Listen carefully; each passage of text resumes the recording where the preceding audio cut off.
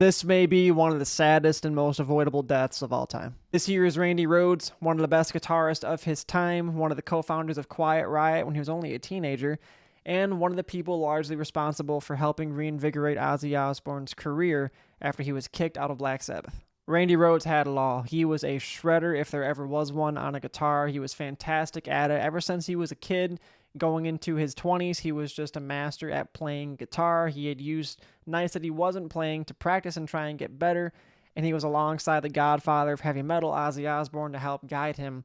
There seemingly was no wrong Randy or Ozzy could do, and that partnership was only going to flourish more and more as they played together. But Randy's ultimate demise wouldn't be anything that he did. It was more so what someone else would carelessly do, and it would come via an airplane in which Randy Rhoads did not like flying to begin with. As crazy as this sounds, and if you haven't heard this story before, you're not going to believe me when I tell you of how exactly he passed.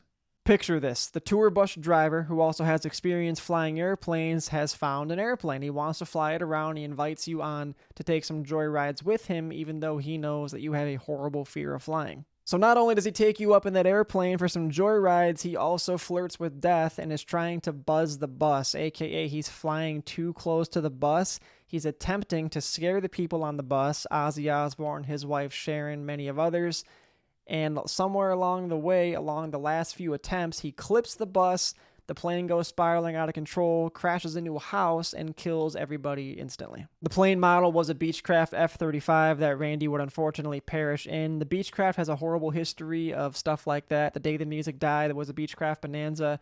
There was another Beechcraft that Jim Reeves unfortunately was killed in, but in this case, this wasn't just pilot error, this was just straight stupidity. Ozzy Osbourne has long said this has been the tragedy of his life. This was the guy, again, largely responsible, him and Randy together, uplifting each other's careers, Randy on the rise, Ozzy trying to recapture that fame and glory that he had with Black Sabbath. He still, to this day, takes antidepressants to try and cope with Randy's passing. Randy meant the world to him. If you're ever in San Bernardino, California, and you want to pay tribute to one of the best guitarists of his time, and surely what was going to be one of the best guitarists of all time, salute Randy Rhoads and pay your respect.